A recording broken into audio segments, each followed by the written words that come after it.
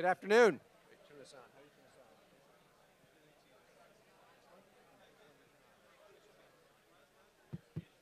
Testing. Test. Good afternoon.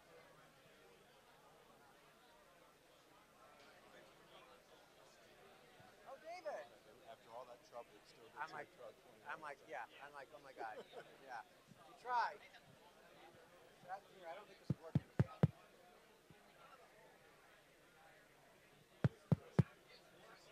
Is it? He's talking so loud. Yes, that's the problem. Okay. Can I have your attention? Good afternoon. Good afternoon. Welcome. Welcome. I am Mike Hirsch, the relatively new general manager of ATDC, and I'm awfully short over this equipment. Hope you guys can see me. You don't have that problem, Stephen. I want to welcome you here. We're obviously excited to have Bill Aulet, who's going to talk about his latest book, Disciplined Entrepreneurship, 24 Steps to a Successful Startup. But before we do that, just so we know who's in the audience, I have a question. How many of you are currently associated with something called academia? Just raise your hand to get an idea. How many of you work for a major corporation?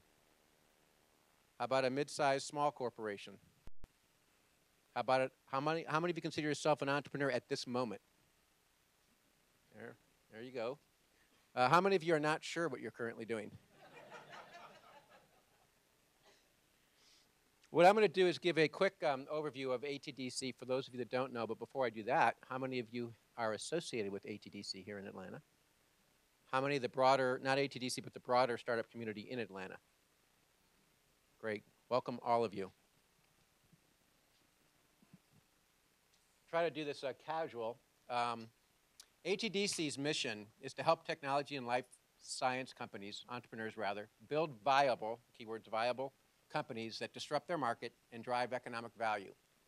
We're not here to help companies just get started. We're here to help them become sustainable organizations and hopefully contribute economic value for the state of Georgia. That is our mission, in case anyone was ever confused. And we do that by orchestrating connections to customers, to capital, coaching, and to obviously university researchers here at Tech and abroad. This is a picture, and I'm not going to play the slide for you, the demo, but Bird Blitch is one of our companies here in Select. We call them our Select companies. We have 40 here approximately in this building currently. And Patient Co. itself is a cloud-based platform company that helps patients manage and pay their health care bills. Basically what they do is they make it easier for the patient to understand all their bills, which makes them ask less questions and pay more quickly. That's essentially what they do. It's more complicated than that, but it's pretty cool stuff, and they're doing really, really well. Another company that we have here, and we have lots, that's just to highlight a couple, is Laments. Mike Slauson runs that, and it's involved with chemical and biological sensors. It comes out of 20 years of research from Georgia Tech, and it provides real-time sensors to monitor impurities for manufacturers. And then lastly, the last company I'm going to talk about is Merlin Mobility. I think someone may be here from Merlin. Margaret, and it's an augmented reality platform that helps companies build deep relationships between what the company needs to do and training for consumers and or other businesses. It's really cool stuff. I can talk more about that later, but in the interest of time, our track record here at ATDC, I don't know how many of you know this, we've been around since 1980, and we have currently attracted, inception to date, over $2 billion of capital, since 97, and we've generated $1 billion of revenue in 2012 alone. These are graduates of our program. That's one of the ways we measure ourselves, in case you're wondering. We're consistently ranked as one of the top incubators in the world, as Forbes mentioned last year.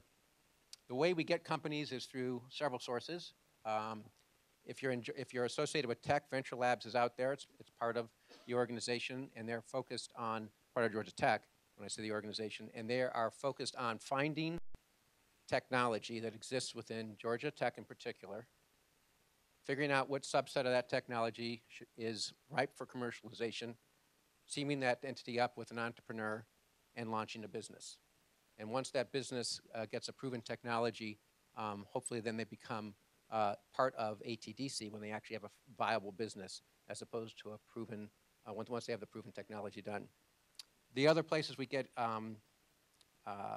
companies from includes our community program, which is open to anybody in Georgia. So if you're an entrepreneur and you have an idea, you come to us, we help coach you, mentor you, give you advice, and get you prepared for really launching your company. So that's another source. And then we obviously get from other places as well, Flashpoint, the rest of the entrepreneurial community, and other places at large. We recruit high potential companies. The things we're looking for is, as it says here, industry changing, disruptive technologies, differentiating IP. We're looking for deep science in particular, although we obviously have a lot of software companies as well. We're looking for people with sound leadership teams that can build scalable businesses and that have needs and accesses to what we have to offer at ATDC. We do this once you become part of our program through coaching. We have a lot of very seasoned executives that are successful, which I'll speak about in a moment. Access to capital, just for clarification, we don't actually take an investment position in our companies typically. That's not part of our program, but we help point you in the direction to help you get access to capital and structure that, as well as customers through our Industry Connect, and obviously access to the university talent and resources that are available, professors, et cetera, students for that matter. We have here some EIRs, entrepreneurs in residence. These are folks that, in order to become part of that our program, they have to have started several companies, grown them to at least 10 million in revenue, had a successful exit. There are folks that come here typically for a one-year rotation while they're thinking through what their next brilliant startup idea is going to be, and then they move on. And it's, quite frankly, in many ways, the guts of what we have to offer, because the companies that are involved with our program get assigned in the EIR full-time, and they really do make a difference if you ask the folks that are inside the program. They're fantastic. We provide a lot of curriculum. A lot of that comes out of Venture Labs, which goes around educating the entire universe. And I say that in some, joking in some ways, but they go all over the world literally, and help them set up incubation programs. So we've got some amazing educational services through them that we leverage. Customer discovery is perhaps the most important. It's an extremely in-depth, detailed process where we have you verify your ideas. I can't tell you how many times an entrepreneur, and I'm one of them, by the way, or have been, where you think you have a good idea, you really believe your idea, you talk to a bunch of people, you talk to a bunch of friends, and you're ready to go, you think. And if you were to start your business, you're going to wind up finding a lot of things, assumptions are not correct, because you learn later on, and that's very expensive. Even if you make it, it's very expensive. This program really helps make sure you understand who your market is and what the idea is, and what typically results is you make lots of changes and you come out of the gate in a lot better position. We have a lot of other programs as well that we offer here, right here in this building, typically on the second floor. And again, we offer those programs to anybody in Georgia that's an entrepreneur, and then we also obviously offer them to the companies that are inside our incubator, if you will, the select companies themselves. I talked about this earlier, but it's worth mentioning. We make introductions. We are connectors, if you will, to capital and various grants, including SBIRs here on our premises. We have an expert for that by the name of Connie. We also have someone that focuses on Campus Connect, finding students as well as other things to help the companies get the resources they need. Almost everyone needs software developers, for example. I don't know of any business that doesn't, and that's just one example. And then lastly, and perhaps, I don't want to use the word most importantly, but perhaps most impactful to the companies that are here, is we have something called Industry Connect, which Betsy runs. And what it does is we partner with the Fortune 500 companies here in town, of which there's many, as well as other companies outside of town, like Flextronics, for example. We bring them through to actually look at a subset of the companies that are here that we think are good matches, make introductions at the top level, and what happens from there is magic. Because the CEOs and the leaders of those corporations start connecting dots that they wouldn't have connected before. And we've had 25 visits, which led to 20 contracts. Most of them are contracts to do business, but sometimes they're actually investments as well. And the reason that's significant, as anyone here as an entrepreneur knows, if you have an anchor client that's prepared to pay for your product and services, and they also let you use their name as a reference, it's going to be a lot easier to attract your next round of financing at more favorable terms. It's going to be a lot easier to attract capital, and it's going to be a lot easier to attract your next customer or client. So it's a really very successful program. Lastly, we obviously provide space, both lab space and space here in this building. Our vision is to be the #1 technology incubator in the world in 5 years. And for us to do that, we have to at least double in size. Right now we have about 25 graduates over a 5-year period that come through our program and actually graduate, which means they're successful, viable companies. That's what that means, but of at least $1 million of revenue, and typically it's a lot more than that. And we expect to get to 50 over the next 5 years. So that's our measurement tool. That's what we're committed to doing for the state here of Georgia and for the university, Georgia Tech in particular. For those of you that are not involved, you can get involved with our community. You can get involved with, be a mentor. We're looking for subject matter experts as well. If you're an entrepreneur, you typically, at some point in time, have deep needs for some specific talent. It's not really a mentor, it's deep needs for some specific talent, whether it's IP, negotiation strategy, how to build a sales channel, what channels to go into, the list goes on and on. So if you think that you're one of those experts, come talk to us. We'll do some background checks and we'll add you into that program because that's also extremely invaluable to our companies involved. And lastly, you can always donate as a sponsor, right? Who doesn't want that? Speaking of sponsors, we have a lot. All of our sponsors not only contribute some dollars, but perhaps way more importantly than that, they contribute their time. They get involved with the companies up front. A lot of services are at no cost, and their hope obviously is that over time our companies start becoming viable organizations and can start paying some bills. That is ultimately what they hope to get out of it, but that's not what they expect to get out of it when they come in. We make it very clear that that when they come, they're supposed to do community service, and that's what they do. So with that drop, I am going to switch out in just a second and introduce Bill. Are there any, before I go any further, are there any questions? Great. Well, that's the commercial. I probably put you to sleep, didn't I? No? What I did do is I'm going to make you look really exciting, guaranteed. Bill Aulet, I'll just read this for you first, and I'll talk a little bit more, is the managing director of the Martin Trust Center for MIT Entrepreneurship, as well as a senior lecturer at the MIT Sloan School of Management. Prior to joining MIT, he had a 25-year track record of success in business, from a start at IBM to his experience as a serial entrepreneur.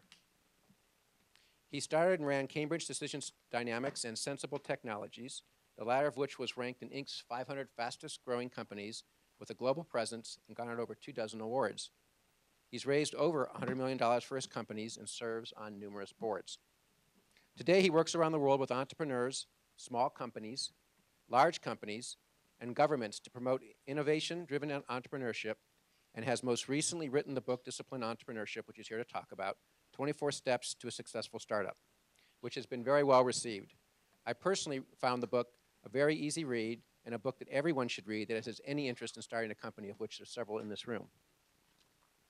I've had the pleasure of meeting Bill and quickly discerned 3 things. You'll find this intriguing.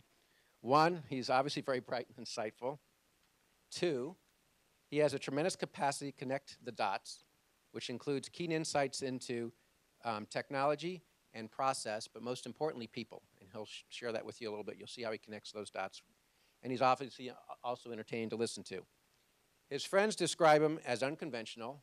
I love that word. Whoever has a child and they call him unconventional, we all know what that means, but that's a good thing. He's a basketball junkie, which you may not know. He played basketball at Harvard, and he actually showed an entrepreneurial mindset when he started. He founded, keep the words, he founded a 3-on-3 basketball tournament called the Galactic Invitational. His wife and Lisa have 4 kids. Please join me in welcoming Bill.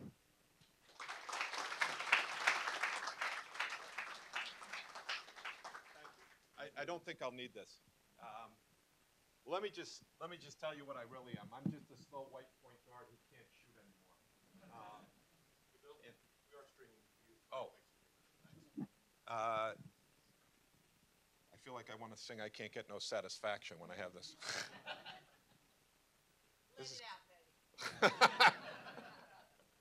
All right, so I do have to carry this around.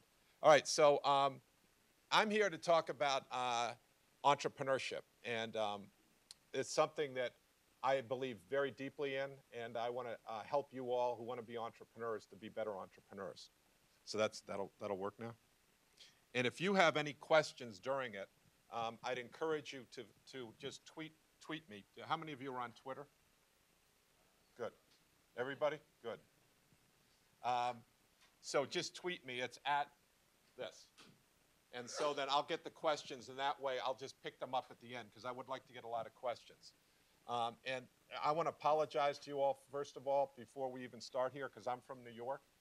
And I will insult many of you here throughout the process.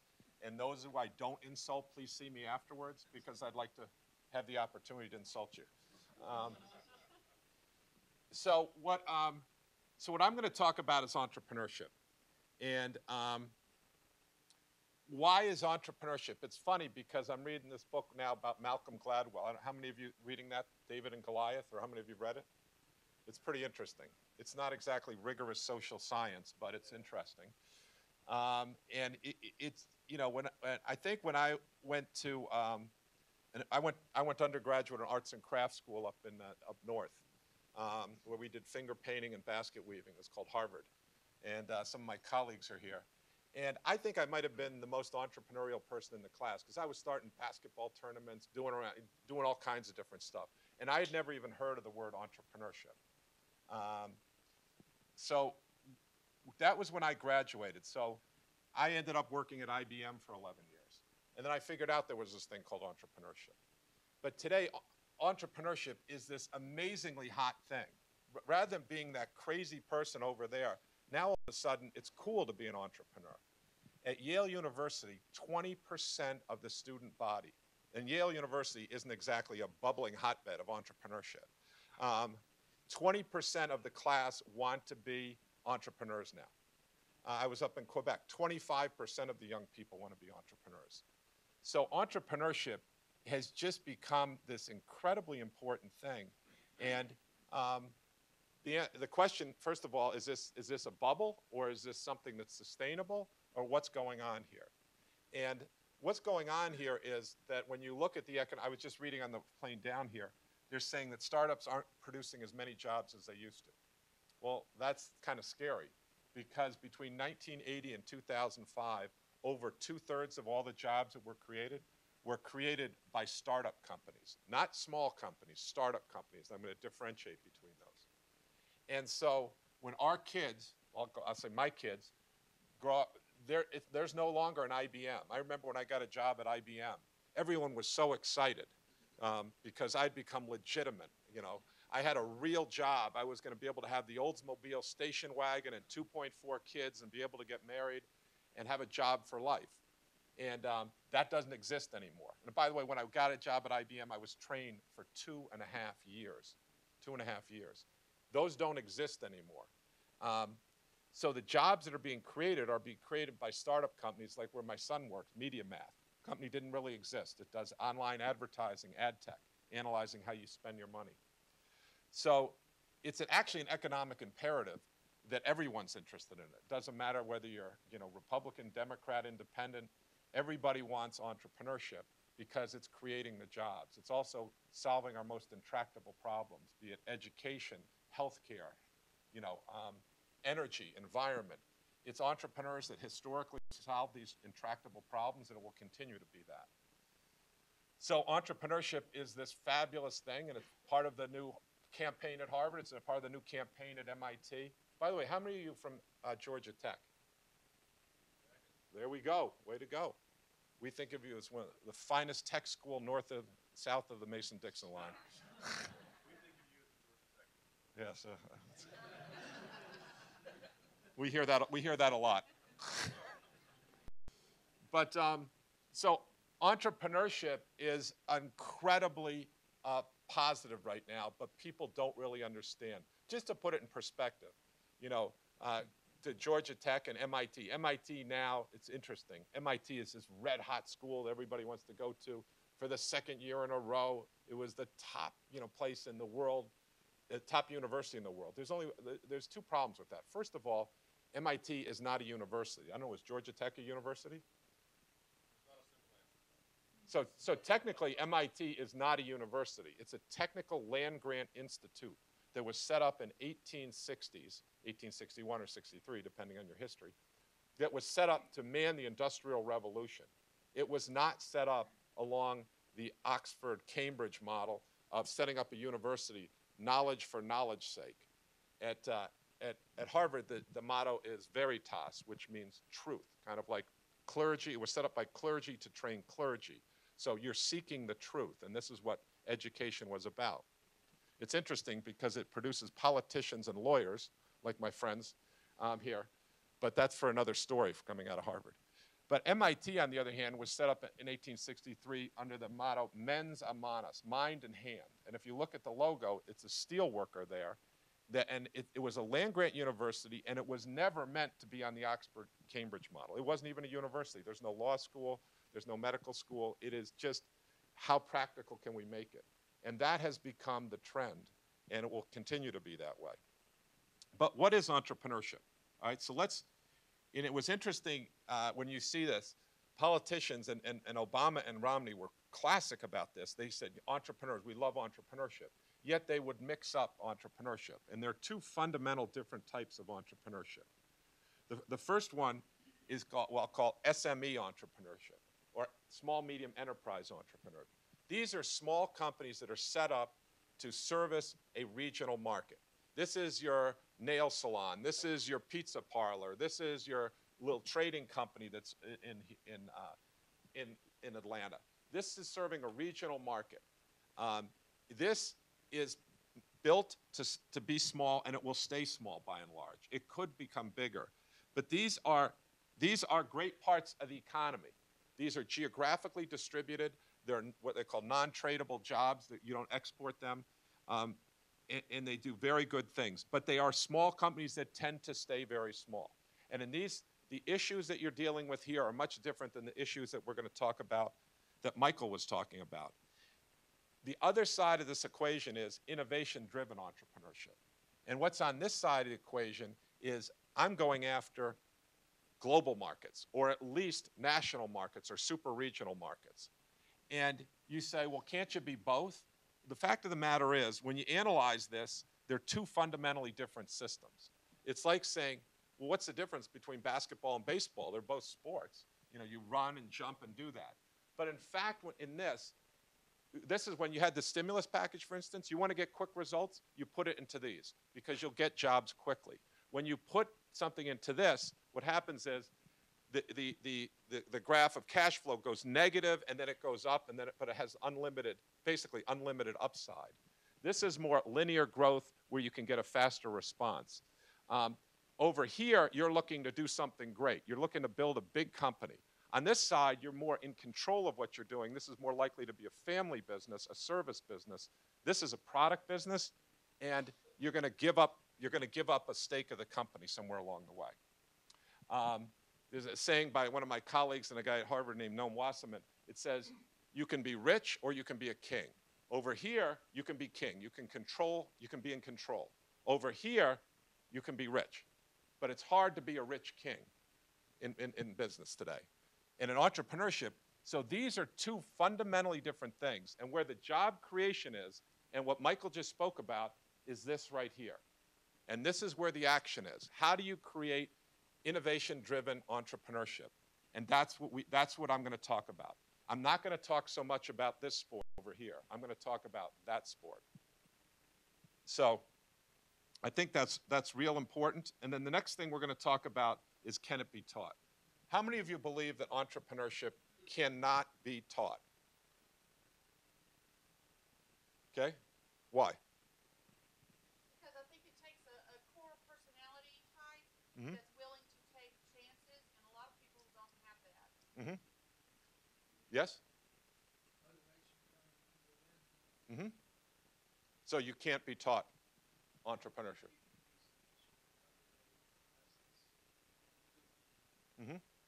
Yes? So, but let's say you're motivated. Can you be taught entrepreneurship? Can you be taught entrepreneurship if you're motivated? Yes, because you have a core in you that wants to move forward. Without the core, I don't think. How about anybody else? Anybody else want to take the side of this? You guys are very agreeable down here. What? Can't be taught by book. Does everybody hear that? It cannot be taught by book. So let me just tell you, let me just go through this, because this is really a fundamentally important issue to deal with right up front, is a lot of people just believe that it can't be taught. And I would agree, it can't be taught just in a book.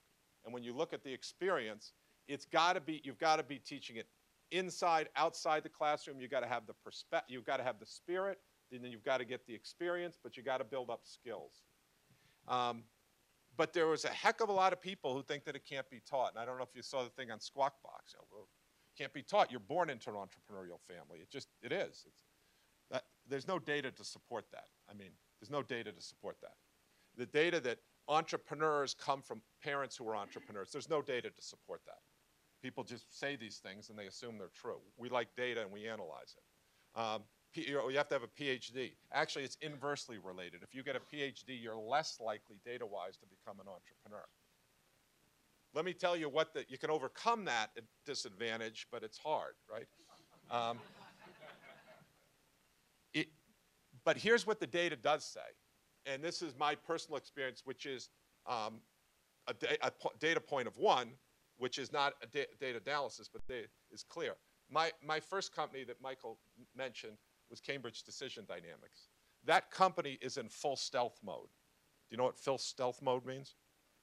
Yeah, it went casters up, right? A glorious failure, right? And this is strange, because when I was at IBM, they thought I was really, really smart. And yet the same person who was really, really smart went out and started a company and just got his nose bloodied and knocked out, basically. And then the same person went out and did the second company, which was called Sensible Technologies. I don't know if anybody knows Sensible Technologies. Maybe it was a company that did quite well. It did quite well. Not well enough to put 4 kids through college, as we were talking about, because that's expensive. Any of you young people here, you're really damn expensive. But that was much, much more successful. But then the third one, there was no DNA change between myself and any of these. And by the third one, I had gotten it. And by that point, I could take a $50 million company and make it to a $500 million company in 2.5 years. And I'm not that smart. This should be something that motivates you. This is kind of what sometimes people refer to the Dan Quayle syndrome. If Dan Quayle can be vice president, all of you can be president. So and it's not that complicated, you know. I like it as I'm going to piss some people off here, but somebody. Someone said, "What was your GPA at graduation?" And someone said, "Oh, his was probably about a 3." And I said, "Really? My dad had a 3.0 at graduation." He said, "No, that was his blood alcohol content, not his GPA." So. But you don't have to be that smart. There's something that you learn in this, and the data is very clear. Serial entrepreneurs, basically not all of them, but statistically they get better each time. So in fact, it can be taught. And the question becomes are we teaching it well, which is the problem that I see today. What you have here is demand for entrepreneurship education is going through the roof, as I just told you. I don't know what the numbers are at Georgia Tech. How many of the kids at Georgia Tech want to be entrepreneurs? Do you know? Yeah, I wouldn't be surprised if it was even 40% right now. It is such an attractive alternative for young people. And it's not just because they can make money. The young people want to change the world. They want to have a job where they control their own destiny. And someone at the last talk, I said, "Well, I want to be my own boss." Well, let me tell you, that's not a reason to be an entrepreneur, all right? That is not a reason to be an entrepreneur, because you will be the worst boss you've ever had if you're a good entrepreneur. You'll drive yourself into the ground. Another one, "I want to work my own hours." Yeah, you'll get to work your own hours, all of them, 24/7. But young people today want to do this, and they realize that if they get these skills, that they're going to be able to control their own destiny. And I'll just give you a short story about that. a friend of mine, Phil, and he had done extraordinarily well. He actually went to Oxford, and he, son of a policeman, did everything right, and he graduated, and he got in the civil service, and now he's gone through civil service, done extremely well in that, and now he's come out and working in a bank. That guy hates his job. He hates his job. And he goes to work, and he calls me up. He says, how do I become an entrepreneur? How do I become an entrepreneur? Another guy I know, Frank, he joined the government because that was a job for life. And he's gone through the government, done extremely well, and now he's in his mid-50s, which is where I am, even though my colleagues look much older than I do. I'm actually not in my mid-50s. I'm in my late 50s now. Oh, God. Yeah, it's the other side. But he's done very well, and no fault of his own. He is sweating bullets now because he works for the U.S. Postal Service. And he doesn't know what he's going to do. He's just trying to get to retirement because the skill set that he had doesn't apply. And yet, I feel like you could drop me anywhere in the world. I could come to Atlanta, I could go to Tucson, Arizona, and I could start my own company, and I could create my own job that I want. It's controlling your own destiny and having an impact on the world. And when you see the young kids today, they want to have an impact on the world too, and it tests them. So there's this enormous demand for entrepreneurship education, and it's going through the roof. But here's the problem, is the supply of quality entrepreneurship education does not scale. It does not scale. And let me explain to you why it does not scale. You probably understand anyway, but let me just go through 3 points. The first point, with 3 subpoints, is it's really hard to do. Because if we're teaching a class, and I've lived through this because our class went from 20 students in it to now 200 students per semester, is you might be working on a battery technology, you're working on a mobile app for sharing taxis, you're working on a new medical instrument, you're working on enterprise software.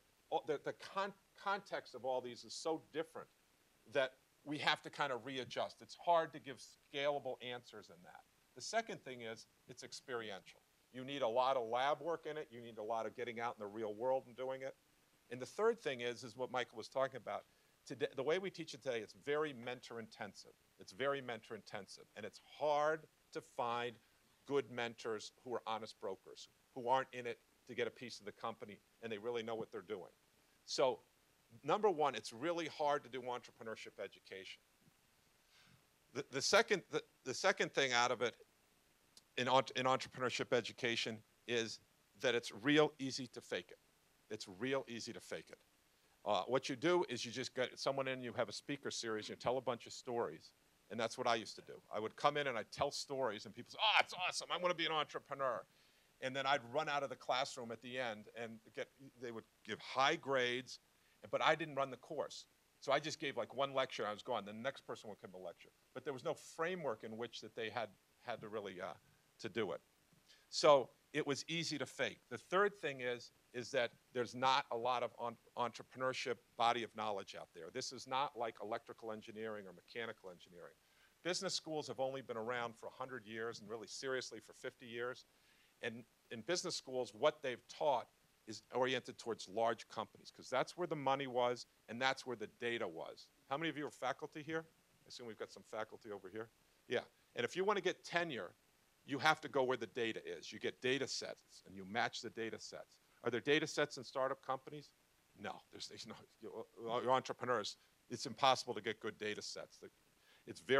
You can if you look at the fundraising, and that's where a lot of the work has been done. But to figure out how do you put a team together, how do you get a product out the door, data sets are small, there aren't a lot of them. So there's not a serious, there has been some work, but not a serious body of work on entrepreneurship.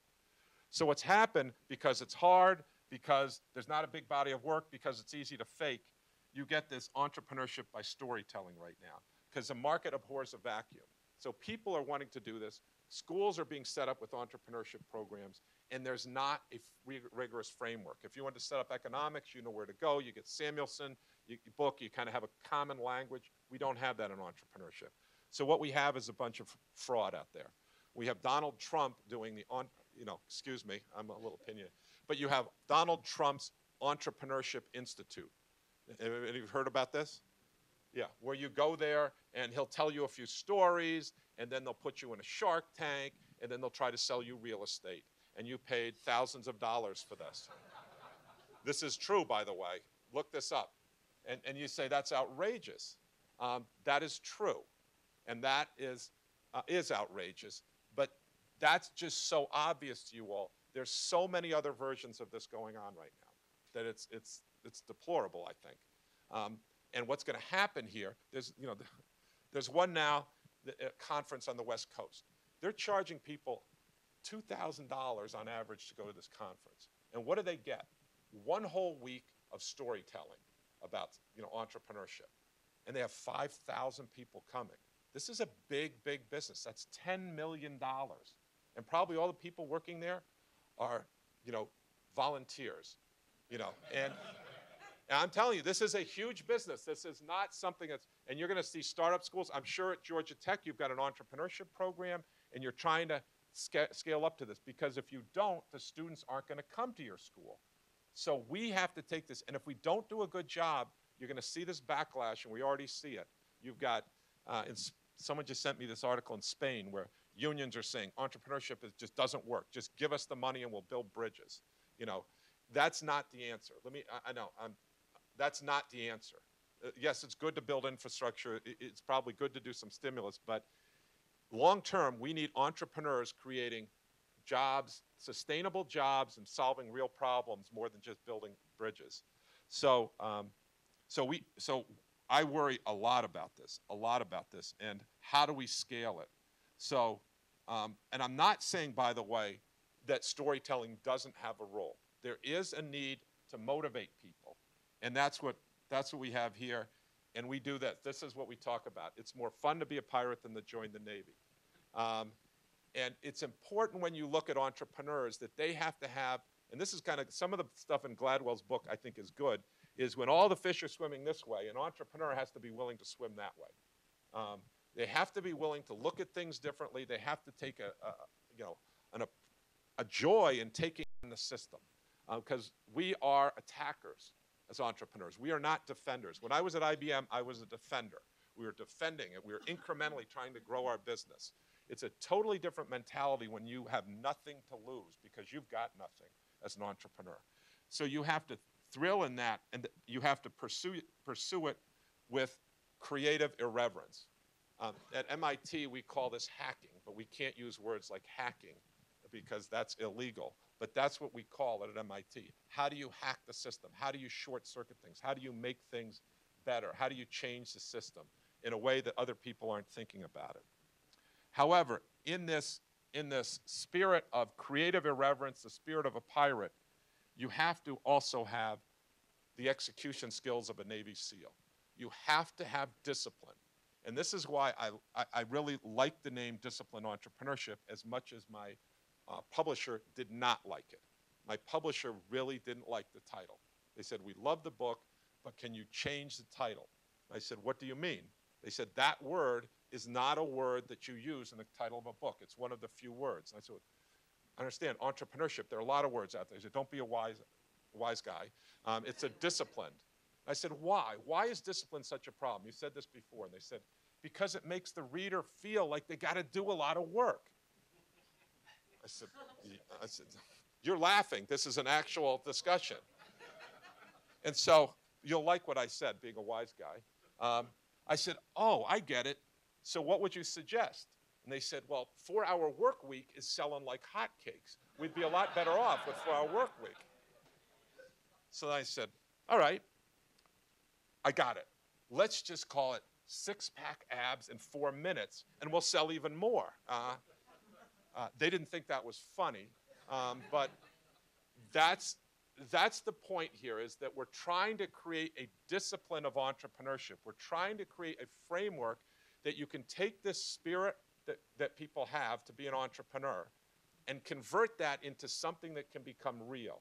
And when you have 30 to 40% of the population that wants to be entrepreneurs, we can't just leave it, oh, they're crazy people. Just go talk to one of them and you'll get it. That's not going to scale really well. By the way, another one, this is a good friend of ours and someone I really respect a lot. She's at the Harvard Graduate School of Education. And she goes, I just don't buy it. You can't teach people to be entrepreneurs. And I go through the data, well, I went with you. And she goes, oh, okay. But, you know, there have been a lot of people who have been entrepreneurs before they took any of these classes. And ergo, therefore, it doesn't need to be taught. I said, you know, Jess, you're right. You're right. And you know what? There were actually a lot of good teachers before there was a Harvard Graduate School of Education, and we don't need that either. And by the way, before there was engineering, there was Thomas Edison, and he didn't go to engineering school, so let's get rid of Georgia Tech and MIT. These places are unnecessary, right? And the point is that you can have some people who are going to overcome the odds anyway. But when you talk about taking a major part of the population, which is what we need to do, we have to be more, it has to be seen as a profession or discipline, and that's what we're trying to do here. I have to be careful here because I'm Irish and I can go on all day. So let me just tell you, and I want to go through this and then I'm going to go to the content and then we'll have time for question and answer. When I started to have to teach a class, when I went from change from that person who would run in and out and do a guest lecture, and probably all of you, how many of you do guest lectures at classes? Well, not enough of you. Well, that's great because you just go in. I'll never forget, you know, will you come in and give a guest lecture? Jesus, you made a mistake to let me in the first time, and now you're going to let me come back and put it on my resume again? And I come in and do a talk, but I didn't have to stay there and then work with the students after that. So what happened was I had to run the class, and when I ran the class, I had to think about it totally differently. Any of you who've ever taught a class, you have to put together a curriculum, you assess your students at the beginning, you assess them at the end, and what skills do you teach them? And so what I realized, I just used the analogy of a toolbox, right? And I had to figure out how we're going to build a toolbox for all the students, so think about how to build a house, all right? So if you're going to build a house, you have all these tools in your toolbox, and it's great. And you're successfully building a house. And then along comes Dave Durham, and Dave Durham says, I have this fabulous new tool. It's called an adjustable wrench. And you're like, wow, tell me about it, David. He goes, look at this. You can move it in and out, and it replaces this and all those other ones. You're going, this is pretty good. This is a good tool. I should take this tool, and I should include it. Dave says, no. This is the only tool you ever need. It's a pivoting lean adjustable wrench. You're like, wait a second, I don't. It's the only tool I need. I got this nail sticking out over here. How do I use that? Oh, it's really easy. You just take it, turn it over, and hammer the nail in like this. It's the only tool you ever need. He says, look, I got all these applications for it. You don't need. That's all that you need. You say, that doesn't seem quite right. And then along comes Mark, and Mark says, I got this blue ocean crossing the chasm adjustable wrench here, and ratchet set, and it is awesome. And you go, that's actually a great tool. This is great too. But it's the only tool you ever need. And you say, this is crazy. This is crazy. But if you look at the incentive system, and I just started to explain to you some of it, it meant millions of dollars, David and Mark, to get this to be the tool and to give it a unique name. There was not kind of this open source kind of, let's build off it. And this is the role of what universities really need to do. So, and I'm not saying universities are the only answer, but the point is we need to take a toolbox approach and use all the different tools that are out there and integrate them together to show what tools should be used when and certify each tool. And so here are some of the books that I was pulling together for my class that were good tools. And there is good stuff in Crossing the Chasm, and it's well put together. There's good stuff inside the Tornado, Blue Ocean Strategy, Inbound Marketing, stuff Eric von Hippel's done, Stefan Tomke. There is good stuff, and it's actually a lot of here, but it's well kind of presented here. The question now is, how do you pull all that stuff together in a rigorous way? And this is not the first time a problem like this has happened. When you look at medical and other things, what you need to do is you need to combine practice and theory, and practice and research to do something called translational research. So what we do is this, by the way, is a seminal document in the history of, probably none of you have seen it. It's my thesis on entrepreneurship at MIT, which two people read, my mother and my advisor. And based on the grade I got, neither of them understood it. And these people here are the big brains. These are the tenured faculty members who are saying, you got to have data for this. You can't just say stuff like that. And this is really important. If this is going to become a field, it's a partnership between academic and practice. If it's all practice, it's all storytelling. It's very entertaining, but it's not rigorous. If it's all academic, it's all academic. It's not necessarily practical enough. But when you can fuse those two, it actually is what we need to do. And that's the new practice of entrepreneurship. And by the way, it should be open sourced and it should be common and that people can add stuff on top of it. But we do need to have this combination of these two in this toolbox approach. And that's, to me, there's no question in my mind. That is the answer to how we scale this. Because once you do this, everything else becomes more efficient. And then all of a sudden, we have a body of knowledge that we can build on. So what we do at MIT, the Georgia Tech of the North, is we thought about this long and hard and put together a framework. And we call it the 24 steps. In the book, it's called 24 Steps to a Successful Startup. That's actually, I compromised. I was going to keep the disciplined entrepreneurship. But it's actually 24 steps to launching a successful product in a new venture, right? Which could be in a large company, it could be in a small company, it could be a not-for-profit, it could be a lot of areas. But it's not to a successful startup, but I had to compromise there to get the short words. But this is about how do you get a product out the door in a highly efficient way as a startup. Now, this is relevant to large companies. It's essential to small companies because small companies don't have a lot of time, they don't have a lot of resource, they don't have a brand, they've really got to be hyper efficient. So the first thing you notice here is that, well, the first thing you notice, it looks a little bit like chutes and ladders, or snakes and ladders if you're from Europe. But it is not a straight line. It is not a straight line. People go, why can't you? Well, there's a lot of things. First of all, it's 24 steps. And people say, can't you make it less than 24 steps? I think we've gone through that. No, you can't. This is kind of a balance between the complexity of being a startup and the simplifying it. But when you look at this, you see that it's a winding path. Why is it a winding path? Because that's the way a startup is. It is not a linear path. But there is a beginning and there is an end here. And the end, by the way, before someone says, yes, this is a metaphorical pot of gold. You can be a social entrepreneur, whatever that means. I don't really know what that means.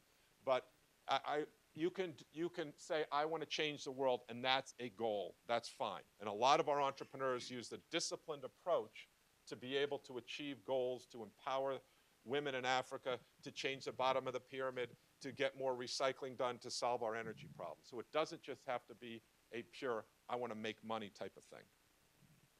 But it's a winding path to go through here, and there are a lot of iterations in here as you see it. And we'll go through this quickly. But this is important. And this is important, too, because I found that being able to put this up visually and easy to understand, 24 steps is enough in a reasonable time period. But having it visual so people can see was very important so they know where they are. And they also know that there's going to be a lot of iterations within this. So what's the first thing here? The first thing is, interestingly enough, is not what's your product. It's not what's your technology. It's not, how much money you're going to make.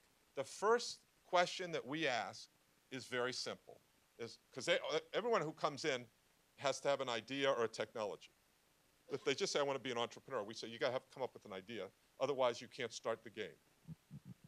But once you do, you have an idea, then we start with who is your customer. And this is very hard for engineers. How many of you are engineers here? A lot, right? Good. So this is very hard. A lot of you have an idea, and you'll say, I have this idea. Furniture, too much money is spent on assembling furniture, and that's, we can just break it down and ship it. It'd be a lot cheaper and easier. But all that's just an idea. What matters is who's your customer.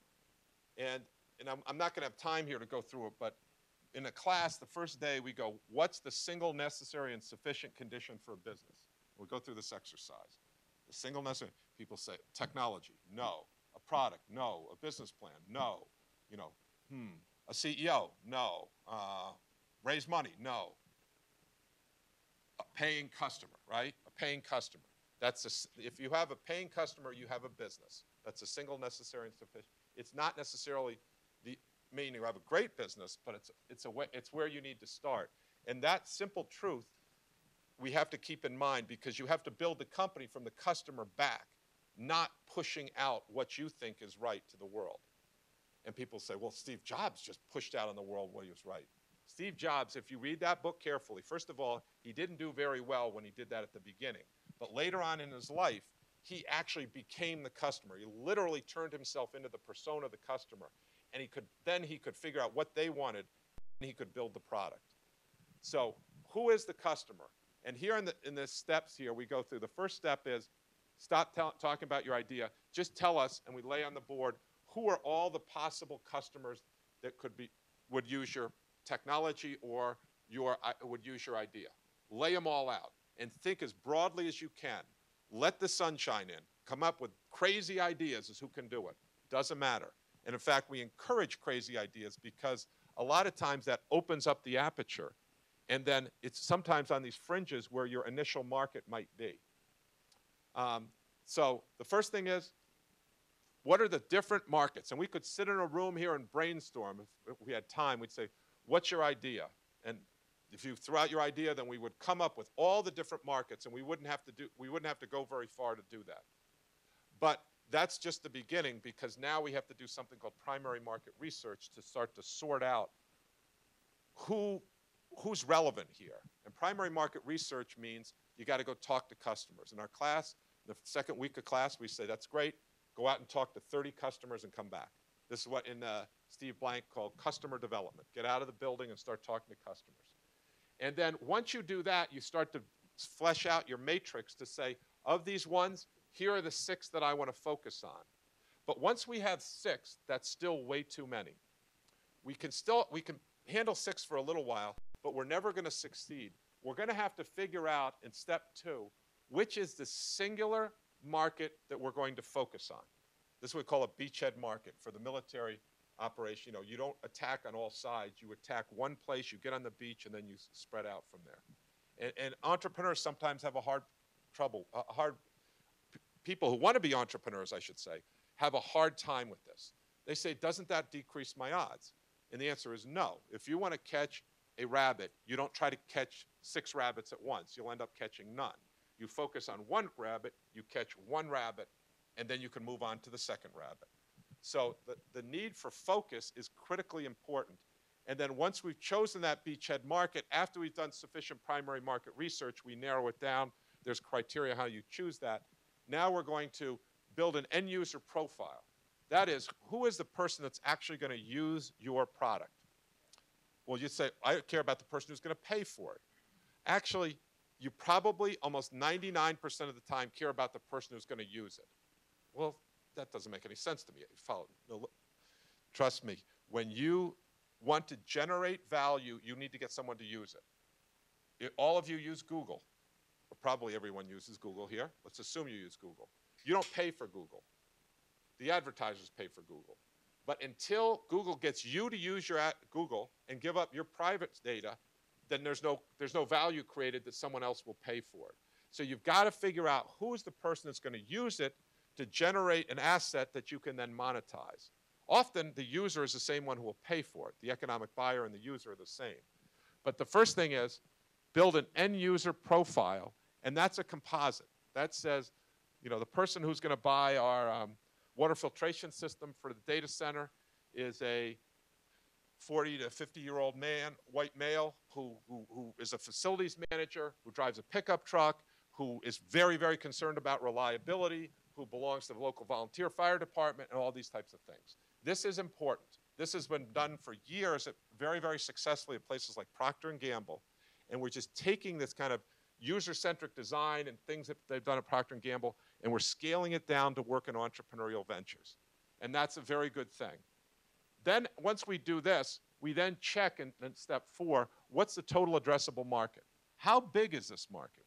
We just had one that, great technology, you know, team up in our center, and they figured out in the total addressable market per year was $100,000. That's not enough.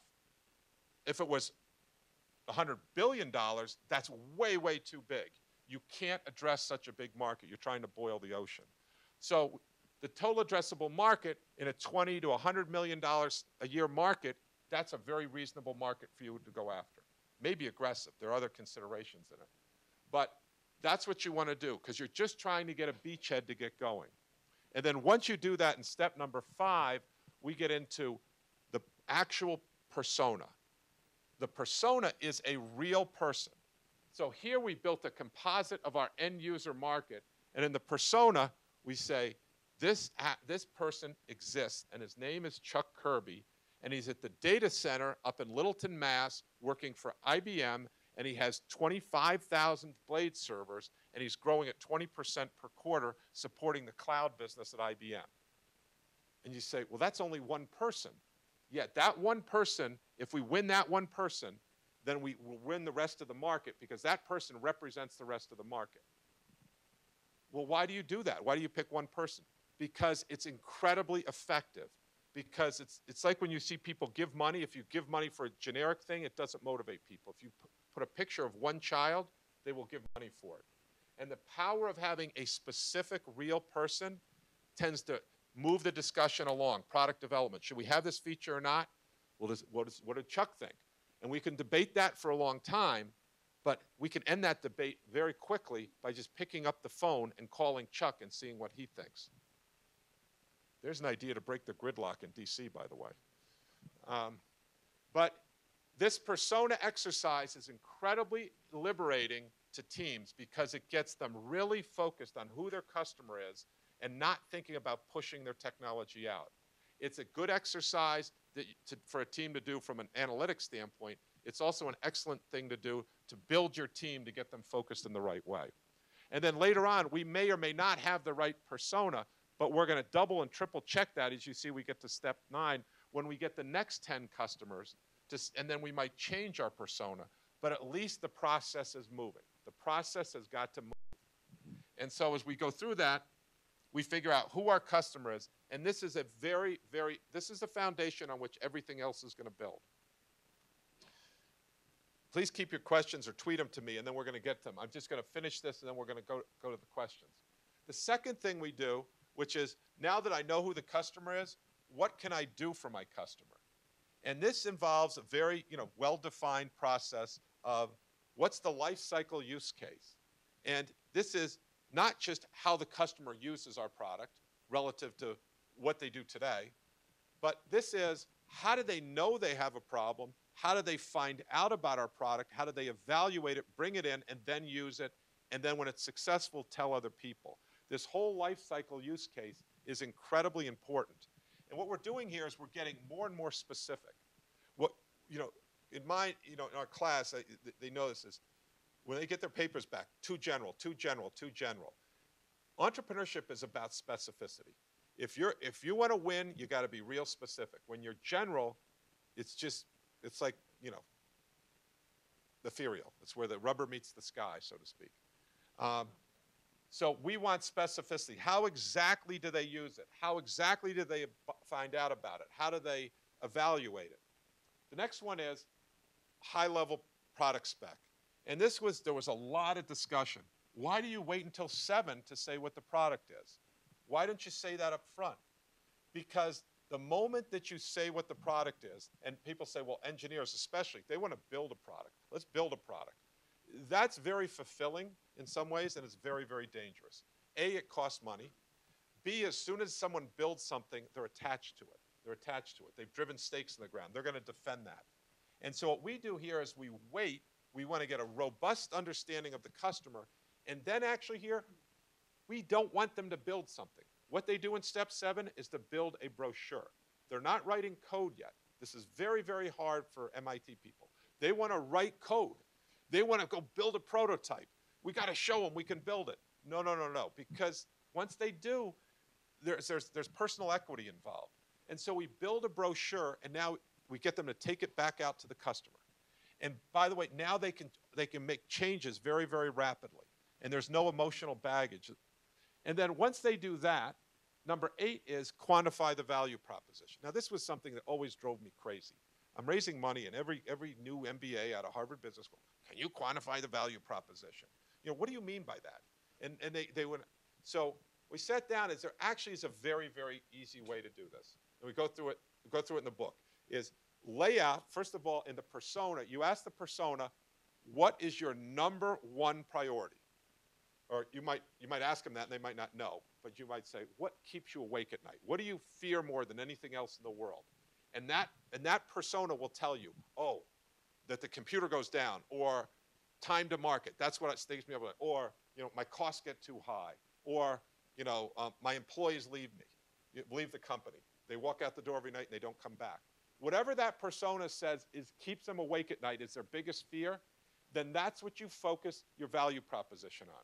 I had one of my teams that was focused on data center, and they were saying how green their product was. They were getting no traction because they didn't understand that their persona didn't really care about green. I mean, they said they cared, but at the end of the day, if that computer went down, they were going to lose their job. And if you didn't address that concern and make them know that you were at least as good, but you were actually 20% better, then they didn't hear you. You could just be talking, but it was like, wah, wah, wah, wah, wah, wah. They did not hear you. So quantifying the value proposition says take that number one thing that the persona cares about and then lay that out, and then take the as-is state and lay it out, how they determine what it is today. Time to market is one of my companies. How do they cut time to market at Hasbro? Well, they have the ideation state, da-da-da-da-da-da. This takes 18 weeks. Okay, good. We all agree on that. They sign off on that. Then we say, what is the possible state with our new product? Guess what? Here's what we can do when we're really confident. We can do this, this, this, and this. And we show them, and we can do it in 8 weeks. And they go, wow, 18 to 8 weeks? That's a huge difference. That's a quantified value proposition. And what I just explained to you is relatively easy once you see it. But now once you know that, you can spend your time doing primary market research to find that out, to figure out how your product fits within that. And it makes it all so much easier. And then the next thing is I've now shown that I can create value for my customer. But the question is why me? Why me? Am I going to create a product that shows that there's a great market for this? And then like what we used to do at IBM, we see a great new startup. We say, we call up and say, hey, thank you very much. We'd like to buy your company for $2 million. It's $2 million. We've been working on this for 10 years. Yeah, but we can recreate this thing, for $1.5 million. So we're really being very kind to you, offer you to buy it for $2 million. If you don't have a protectable advantage, and this could be IP, but it doesn't have to be IP. It could be you've got scale. You've got become the standard. You've got networking effects. So first mover advantage is not an answer. Right? We don't accept that in our class. First mover is usually a disadvantage. If you're in first, you have to come up with some bear trap that you've set for the next person to come in. And that's what we go through. What's your core? What is it that you're doing? One of my companies was that we didn't say to the world, but our core was we built the best physics of 3D touch engine the world had ever seen. And people didn't understand that's what they were doing. They thought our IP was all in the little robot that was next to it. But we actually built this engine. And by that time, we had locked up all the best sources of engineering for this. And we were so far ahead of other people. And we started to build our intellectual property portfolio around that. But that was our defined core. But that's not something you have to tell the world. That's what you have in the middle of your castle, the crown jewels. So that when somebody goes and they try to buy you and they say, well, we're not going to buy you, say, well, you actually have to, because you don't really understand. If you try to rebuild this product, you're going to find that there's a huge trap, then you've got to go through me. But that's not what your customers care about. Your customers don't care about your core. We didn't tell them that. You figure out what your persona cares most about, and then you position yourself very simply on a matrix, a 2x2 matrix, where you are outstanding compared to the other people. And I'm going to fast forward here. And all this stuff is, you can see on the website or in the book in excruciating detail. But let me just tell you, those two steps people really enjoy. I mean, that's like the beginning of the season. It's all fun. But now we're about to put the pads on, all right? And this is a part people don't like. So I know who my customer is. I can generate value for them. Yes, now there's this thing of how are the customers going to pay for your product? How are they going to acquire your product? And so the third theme in the gray here is determine the customer's decision-making unit and determine their decision-making process. And then figure out what the sales channel is to sell to them. Because you might think your product's great, but this isn't a field of dreams. If you build it, they will come. There's a whole operation out there that has to figure out how do they acquire your product. So we spend a good amount of time on this and make it its own theme. Because then in the next one is, how do we make a sustainable business? And there's one thing here, which is step 19. I'll come back to these other ones. And you see, entrepreneurs have a pathological ability to delude themselves about what their cost of customer acquisition is. They think my product is just so great that people will die for it. It doesn't work that way.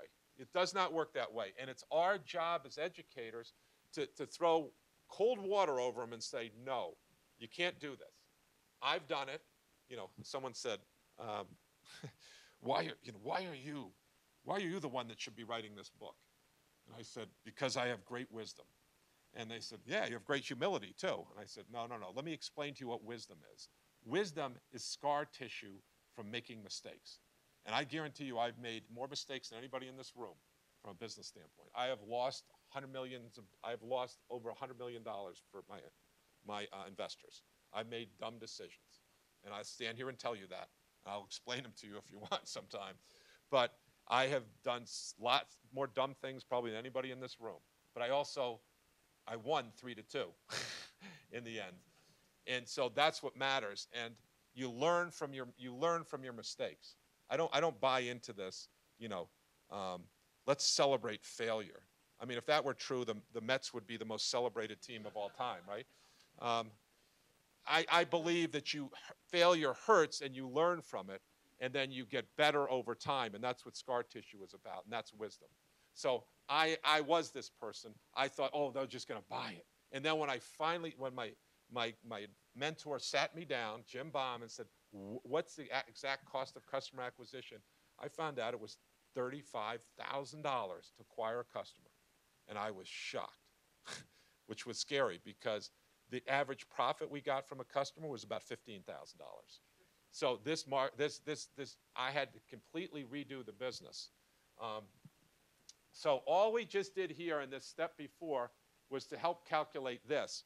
But now we have to calculate how much is a customer worth to us. And actually, before we lock into the cost of customer acquisition, we got to figure out what's our business model? What's our rent extraction kind of model? And our business model is step 15 here is one that entrepreneurs overlook as well. They love to get to pricing. I know how to price. You price it at 99, something 99. This is how you do it, I read a book. That is not the hard part. That is actually not the hard part. There's a lot of tools you can use called A/B testing and other things. The hard part and the real place where you can differentiate yourself is how do I extract it? Do I do it by a subscription model? Do I do it by a one-time model? Do I do it using a cell phone model? Do I use it in affiliates, advertising? Do I resell the data? How do you do that? And when you look at this historically now, if you sit back and think about it, it's not technology today. People love disruptive technology. But I'll tell you, the ones who are making a fortune are the ones who know how to do disruptive business models because they turn it back. Salesforce.com, even back to Blockbuster, they're not around anymore. But when you look at Google, right? What's Google? Search engine company? No, what is it? It's an advertising company. It's an advertising company. And so everybody thinks, oh, it's a search engine. No, the magic at Google is they took this new advertising model of, that Overture had, and they applied it and executed it to an incredible way. And that business model was so different than what everybody else had in the search engine before that it made Google an absolute monster. By the way, I didn't come out with this until after the election, but I could have solved the U.S. Debt crisis easily. If we were in Europe, we would have done it in an instant. All we needed to do was nationalize Google, Apple, and Microsoft and take all their cash. Like Google and Apple is the other one. Apple is spitting out so much cash, it's unbelievable. And what, we could get into that more at the Q&A if you want. But they don't come up with the ideas. They adopt other people's ideas, be it Xerox PARC, Fraunhofer, and the like.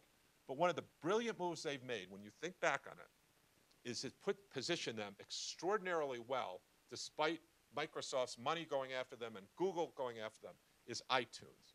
iTunes is a gem. And what made iTunes, when you look back at it, what made iTunes was not the technology.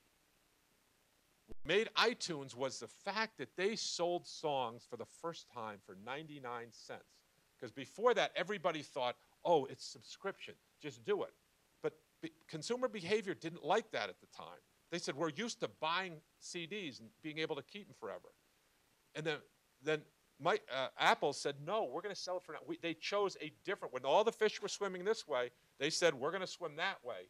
And it wasn't the technology, it was a business model. So my point is that this step here, it's a long chapter that's pretty intense, but it's a very, very important chapter for you to read and to work with your entrepreneurs that you're working with.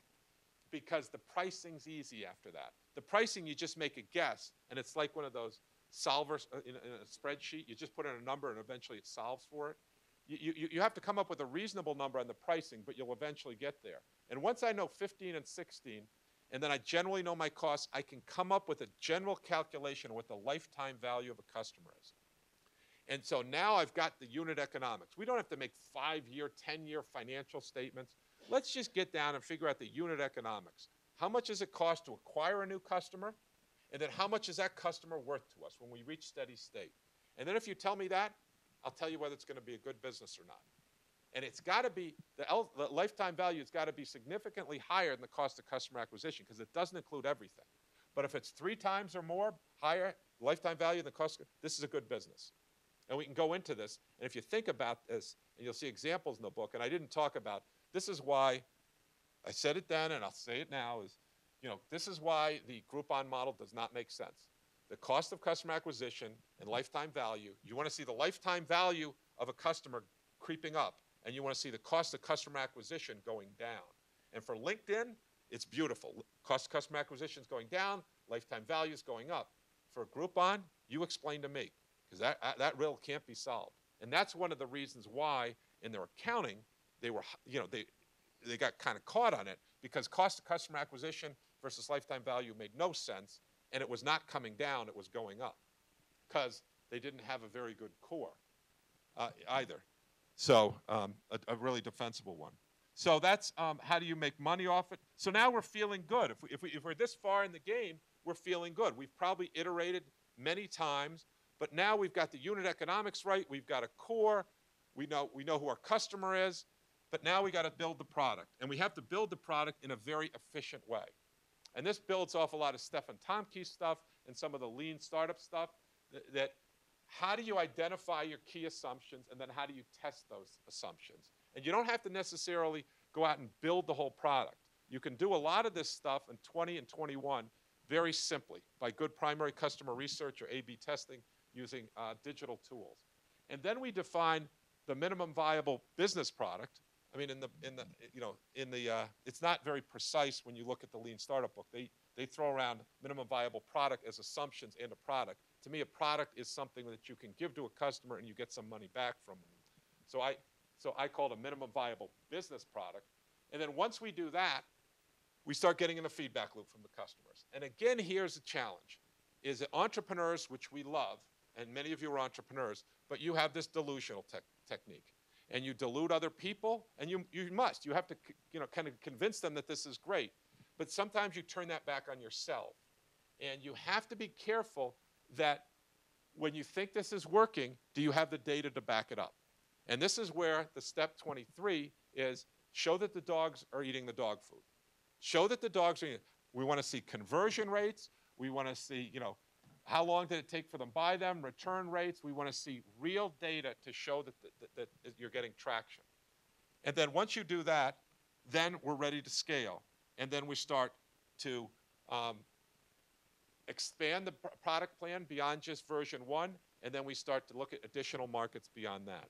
And if you've achieved that, you have achieved getting your product off the ground, and you've achieved the risk coming way down and the value of your company going way up.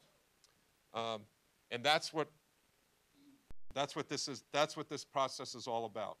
So at this point, let me stop and take questions. Let me see. Did people tweet here?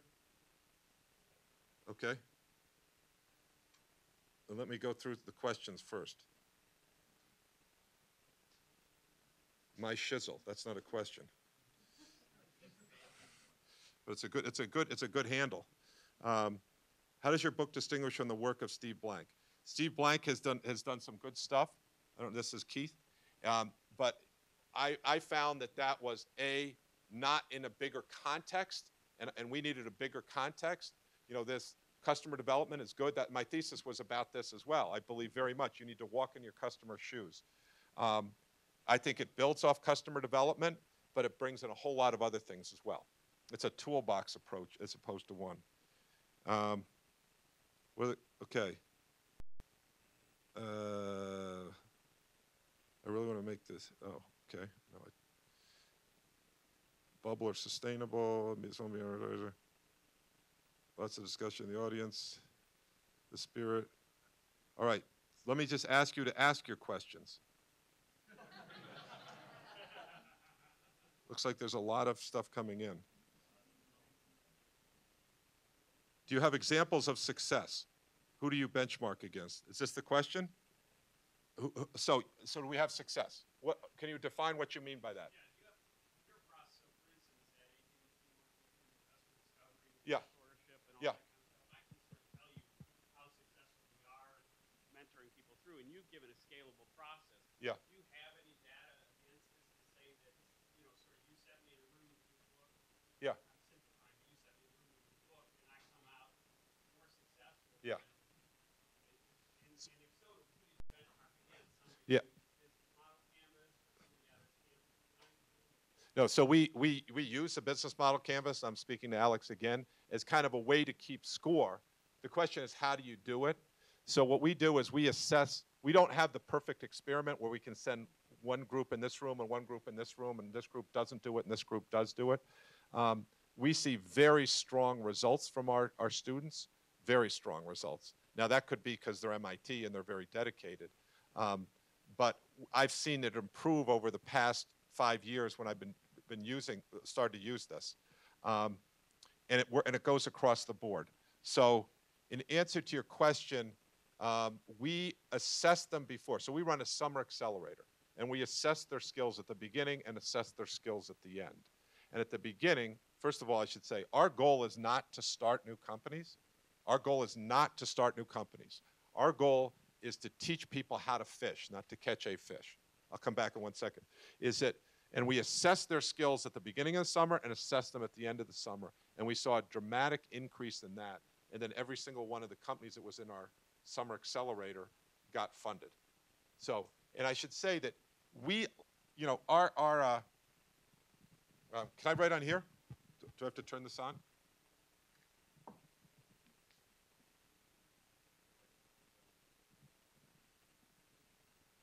Let me just show you what success is for us. And this is one of the things is,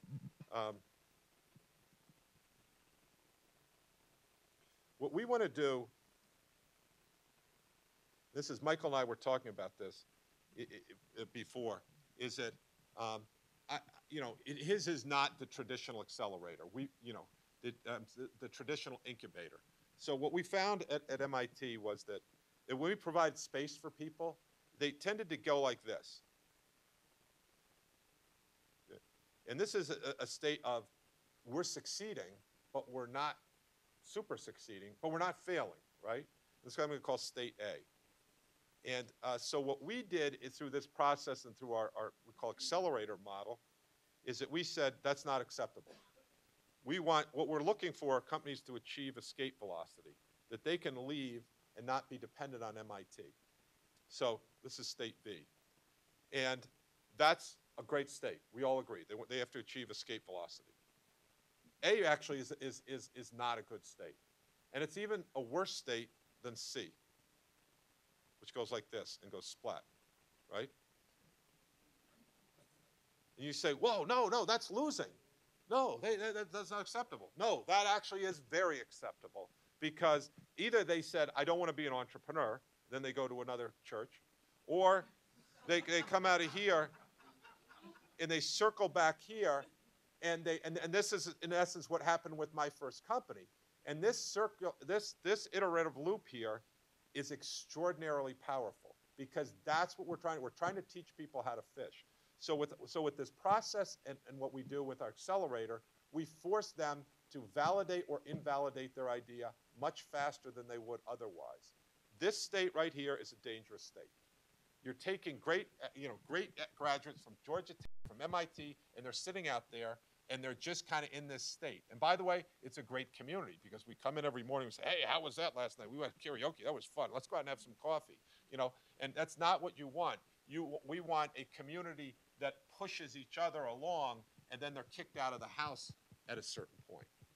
So in answer to your question, we have an assessment mechanism. We don't have a benchmark versus that. We work with the School of Design. Tom and Tina, we work with them. We work with anyone. Anyone who's an entrepreneur is our friend. The enemy is very clear. It's Goldman Sachs. Anyone that would take our best and brightest and put them into creating synthetic CDOs on Wall Street that destroy the economy, that we have to come back and build it again, that's the enemy. So we're all in this together, right? I have the data of how successful our companies with. At MIT, we start 900 companies a year. We win the Dell Social Challenge. We win, almost everything out there. 1/4 of the Y Combinator class is MIT people. Because, that's because just all the smartest people. It's not all the smartest people go to MIT. Caltech their kids are every bit as smart as MIT. It's the faculty. That was sarcasm, just so everyone's clear, all right? No, but my point is, what it is at MIT is the spirit of entrepreneurship, this hacking mentality, this totally practical mentality of it's not okay. There are professors there who do fabulous things, but if they don't put them to use, people are disappointed. So, and there's this, it's not the quarterback at MIT that's the coolest person on campus. I don't even know who the quarterback is. It's the person who did that hack that takes a police car in the middle of the night and puts it on top of the dome of MIT and rebuilds it with the flashing light going on in the morning when everybody gets up.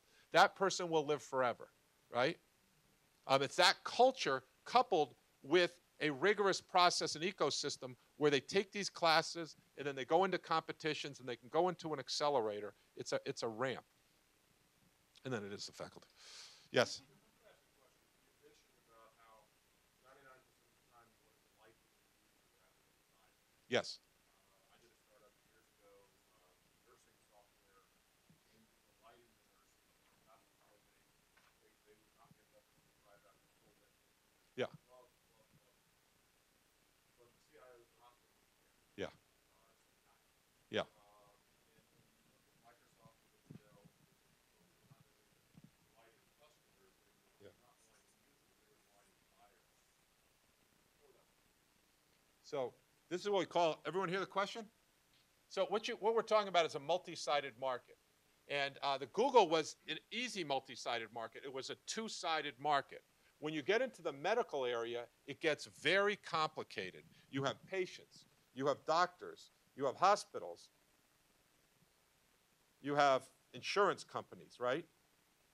And this is why this is painful, because you got to get all these planets to line up for it to work, right? But if the end user won't generate, and by the way, this is a problem here, is doctors have not adopted the technology. Look, electronic medical records have made sense for years, right?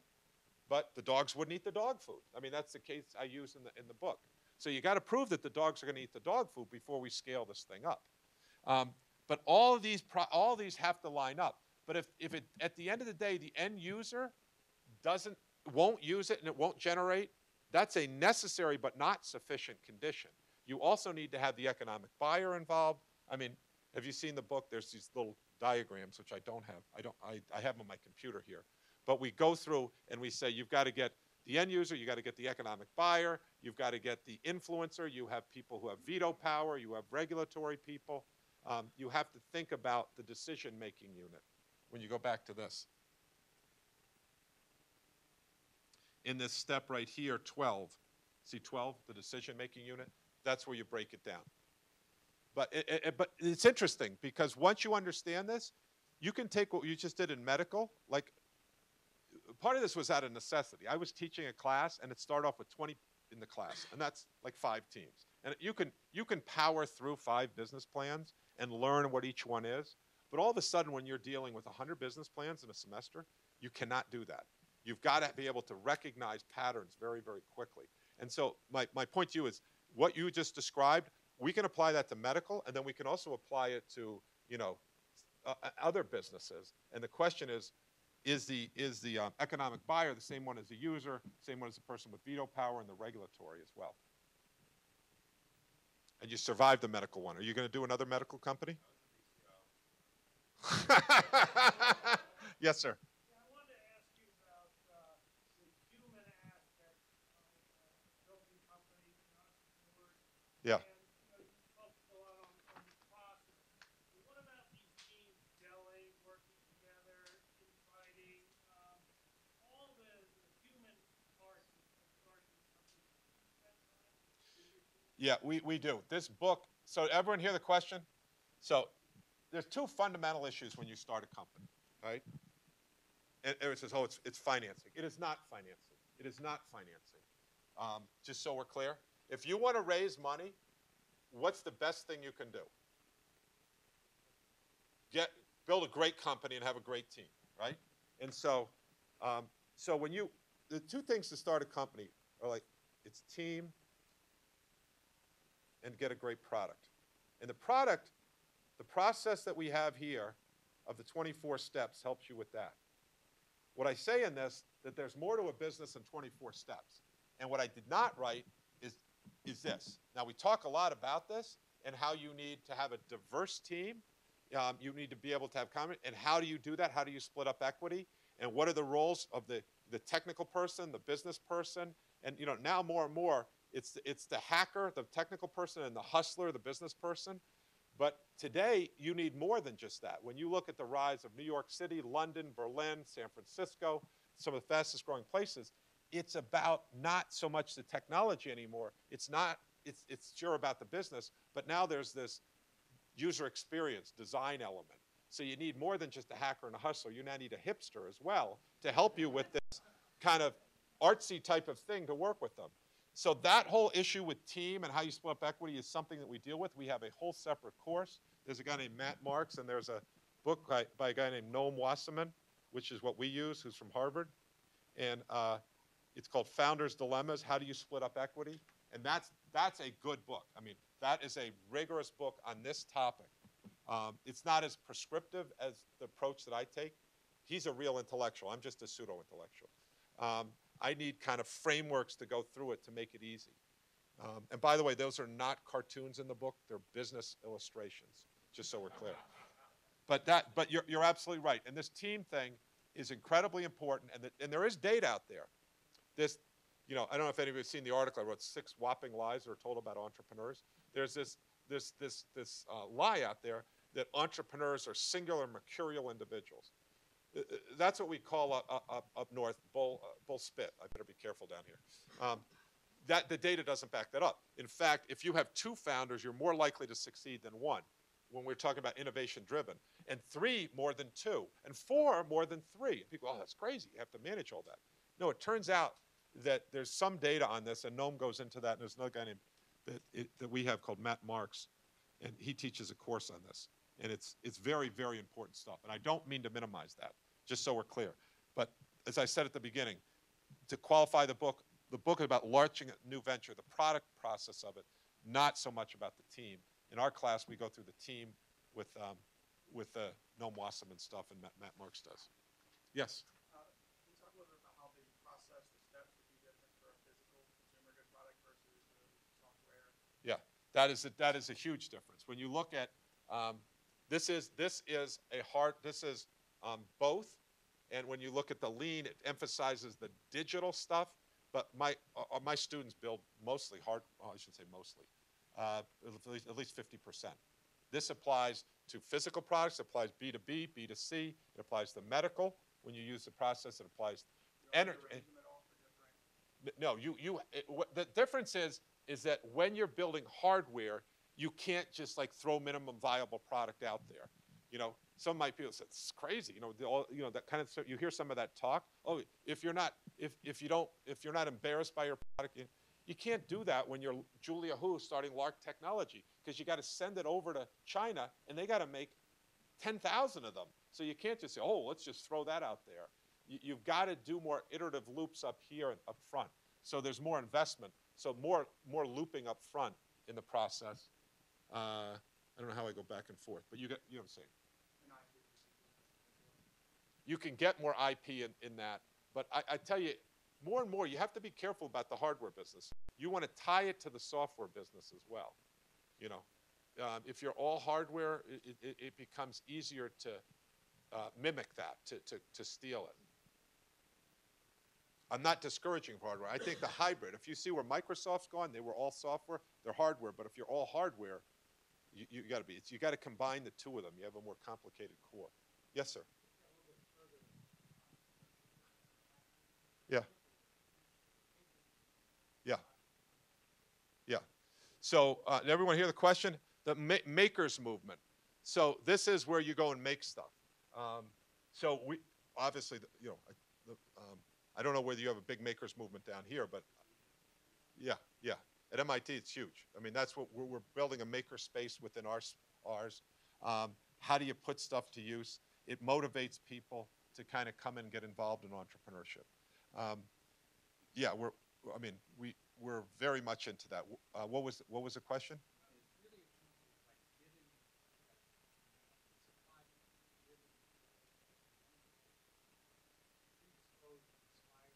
Oh yeah.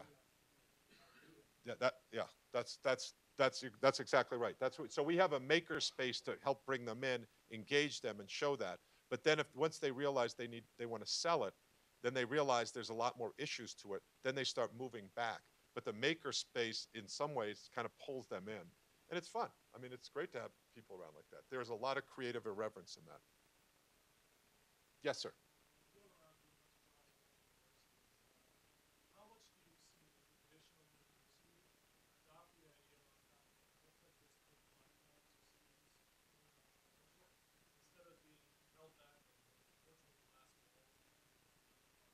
Yes. What university are you from? Yeah. So the question is siloed architects in universities. So this is very interesting because the article in the Wall Street Journal, I don't know if you saw it, they said, should entrepreneurship be taught in the business school? And I said no. And that did not make our dean very happy, the business school. We go across all 5 schools at MIT. And as I say, interesting things in entrepreneurship only come from heterogeneous environments. And if it's just in the business school or if it's just in the engineering school, it's like having a high school dance and only have guys come. I mean, it's not very interesting, right? So I believe, now is it easy? It's not easy, but people realize that now. And I go around and they understand it. The way we're set up at MIT is we're here and the School of Management, don't call us business, is over here. And then the School of Architecture is here. And then we have the School of Science here and the School of Engineering here, which is the 800-pound gorilla. And we sit in the demilitarized zone, right? And that's really, really important. That's really important. And the other thing, let me just say this, is that it's really important that you not make the center look like a boardroom, because there's no innovation that goes on in a boardroom. This is where innovation dies. So when you go into the first thing I did when I took over 4 years ago is I took down all the pictures of old white guys who were overlooking people, and I said, this isn't going to help at all. And so ours are top to bottom. You can write on anything. This is why I'm used to just writing on stuff. And that location in the middle, neutral zone, is really important. I've talked to a number of presidents of universities, and they understand that. The question is, how do you set up the system to be able to do that? And what happens, unfortunately, is what happens is that, so here's the engineering school, and then there's school over here that might be the business school or someplace else, and they set up entrepreneurship courses.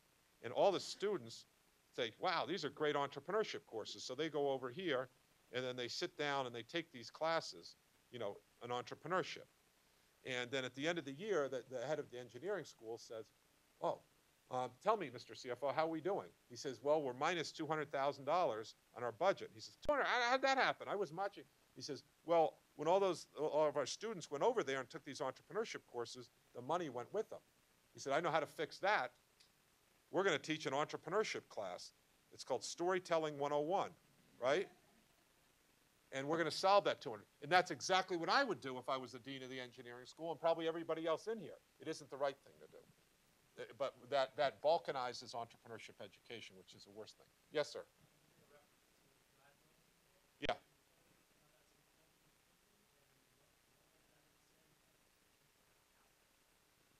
How do I have to be careful here. Malcolm Gladwell is a journalist. He's not a rigorous social scientist, okay?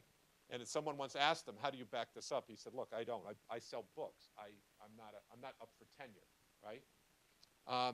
Malcolm Gladwell's book gets to the point that creatively irreverent people start companies. And a lot of entrepreneurs have demons running in their body. And this is not necessarily a bad thing. And it's not necessarily a bad thing to have people on your team who are off. And so Malcolm Gladwell's book to me is just kind of entertaining. It doesn't necessarily influence me very much. Yeah, because I've been traveling a lot, and I actually, truth be told, I'm a pseudo-intellectual. I don't read books. I listen to them when I'm driving around. And so that one helps me not fall asleep sometimes because I get very mad. It's like talk sports radio, right? Keeps you awake whether you like it or not. But I think it's interesting. The one I did like was Outliers, where he said you have to have 10,000 hours, and then you hit a window of opportunity. It's not 10,000 hours, but it's nice packaging. But there's windows of opportunity, and are you ready for those? And in some sense, I think, that's what MIT was. We were doing entrepreneurship for a long, long time before it was cool. And now the windows open up, and everyone says, oh, this is great. There's a question over, there was one over here. Nope, okay, yes.